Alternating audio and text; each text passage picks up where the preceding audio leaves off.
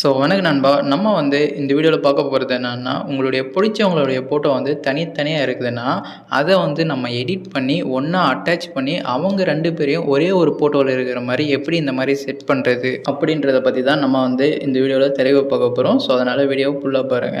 நீங்க யாராச்சும் மிஸ் பண்ணிட்டீங்க, அவங்களுடைய ஃபோட்டோ உங்களுடைய ஃபோட்டோவோட மெர்ஜ் பண்ணணும்னா, நீங்க இந்த மாரி ட்ரை பண்ணுங்க. இல்லன்னா நீங்க எதனா ஒரு ஃபோட்டோகிராஃப் எடுக்கும்போது உங்களுடைய ஃபேமிலில யாரானா மிஸ் ஆயிட்டாங்க, அந்த ஃபோட்டோல அவங்க இல்லன்னா இதை நீங்கள் ட்ரை பண்ணிவிட்டு அந்த ஃபோட்டோவில் அவங்களும் இருக்கிற மாதிரி உங்களால் ஈஸியாக செட் பண்ணிக்க முடியும்.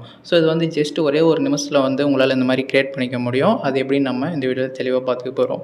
இதுக்கு நீங்கள் என்ன பண்ணணும்னா, அதுக்கு நீங்கள் முக்கியமாக ஒரு ஆப் இன்ஸ்டால் பண்ணணும். அந்த ஆப்போட டவுன் லிங்க் இந்த வீடியோ கீழே ப்ளூ கலரில் இன்ஸ்டால் அப்படின்னு சொல்லிட்டு ஒரு லிங்க் கொடுத்துருப்பேன். அதை யூஸ் பண்ணி அந்த ஆப்பை நீங்கள் டவுன் பண்ணிக்கலாம். அப்படி இல்லைன்னா நான் டிஸ்கிரிப்ஷனில் ஒரு லிங்க் கொடுத்துருக்கேன். நீங்கள் அதை யூஸ் பண்ணி கூட டவுன் பண்ணிக்கலாம். நெக்ஸ்ட் இந்த வீடியோ உங்களுக்கு பிடிச்சிருந்தால் மறந்துடாமல் லைக் பண்ணிவிட்டு நம்ம சேனலை சப்ஸ்கிரைப் பண்ணாமல் இந்த வீடியோ பார்த்தா சப்ஸ்கிரைப் பண்ணிவிட்டு பெல் பட்டனை ஆலில் போட்டுக்கோங்க. இந்த வீடியோ யாருக்காச்சும் மறந்துடாமல் ஷேர் பண்ணி விடுங்க. கண்டிப்பாக நிறைய பேருக்கு இது யூஸ்ஃபுல்லாக இருக்கும். ஓகே நண்பா, இந்த மாதிரி எடிட் பண்ணுறதுக்கு உங்கள்கிட்ட 2 ஃபோட்டோ இருந்தாலும் சரி, 5 ஃபோட்டோ இருந்தாலும் சரி, 10 ஃபோட்டோ இருந்தாலும் சரி, அந்த எல்லா ஃபோட்டோவில் இருக்கக்கூடிய பேக்ரவுண்டை ரிமூவ் பண்ணிவிட்டு ஒரே ஒரு ஃபோட்டோவில் எல்லாரும் இருக்கிற மாதிரி உங்களால் ஈஸியாக எடிட் பண்ணிக்க முடியும். இதுக்கு நான் சொன்ன ஆப் இன்ஸ்டால் பண்ணிவிட்டு ஓப்பன் பண்ணிக்கோங்க.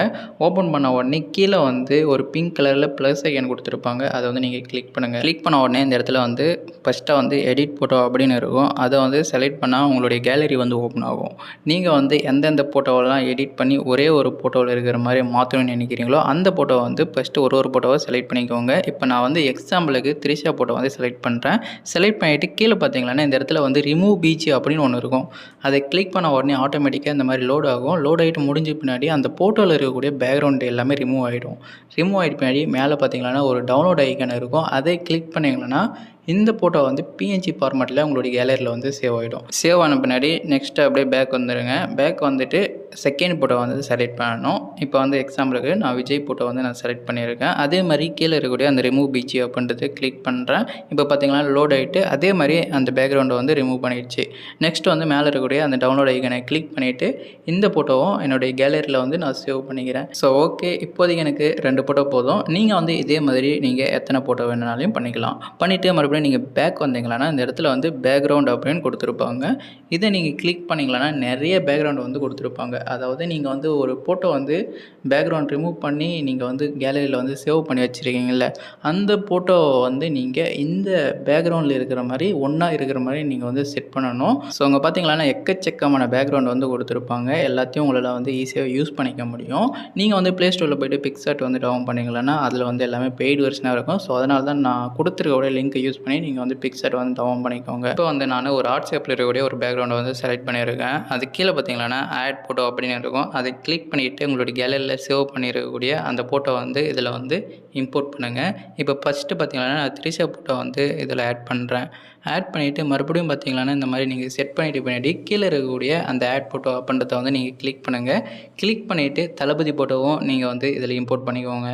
இம்போர்ட் பண்ணிவிட்டு நீங்கள் கரெக்டாக அந்த பேக்ரவுண்டில் உங்களுக்கு பிடிச்ச மாதிரி நீங்கள் அட்ஜஸ்ட் பண்ணி இந்த மாதிரி செட் பண்ணிக்கோங்க. செட் பண்ணிட்டு பின்னாடி உங்களுக்கு பர்ஃபெக்டாக இருக்குது, இது பிடிச்சிருக்குது, நல்லா மேட்ச் ஆகுது அப்படின்ற ஒரு பட்சத்தில் மேலே பார்த்தீங்கன்னா ஒரு டவுன்லோட் ஐக்கான் கொடுத்துருப்பாங்க. அதை கிளிக் பண்ணிவிட்டு இந்த ஃபோட்டோ உங்களுடைய கேலரியில் ஈஸியாகவே சேவ் பண்ணிக்க முடியும். நீங்கள் எடிட் பண்ண ஃபோட்டோவை மறுபடியும் பார்க்கணுன்னா கேலரியில் போய்ட்டு நீங்கள் பார்த்துக்க முடியும். இப்போ இந்த ஃபோட்டோ நீங்களே பாருங்கள். இது ஒரிஜினல் ஃபோட்டோ மாதிரி இருக்குது. எந்த ஒரு எடிட்டிங்கும் எதுவுமே தெரியல. பார்க்குறதுக்கு ஒரிஜினல் மாதிரி தான் இருக்குது. பார்க்குறவங்க நம்பிடுவாங்க. இந்த மாதிரி நீங்கள் எந்த ஃபோட்டோனாலையும் நீங்கள் வச்சு இந்த மாதிரி ஒரே ஒரு ஃபோட்டோவில் இருக்கிற மாதிரி உங்களால் எடிட் பண்ணிக்க முடியும். பிடிச்சிருந்தால் மறந்துடாமல் நீங்களும் ட்ரை பண்ணி பாருங்கள். ட்ரை பண்ணி பார்த்துட்டு எப்படி இருந்துச்சு அப்படின்னு சொல்லிட்டு மறந்துடாமல் கமெண்ட் பாக்ஸில் கமெண்ட் பண்ணுங்கள். இந்த வீடியோ உங்கள் ஃப்ரெண்ட்ஸுக்கும் ஷேர் பண்ணிடுங்க. Okay bye. அடுத்த ஒரு நல்ல வீடியோவில் உங்களை சந்திக்கிறேன்.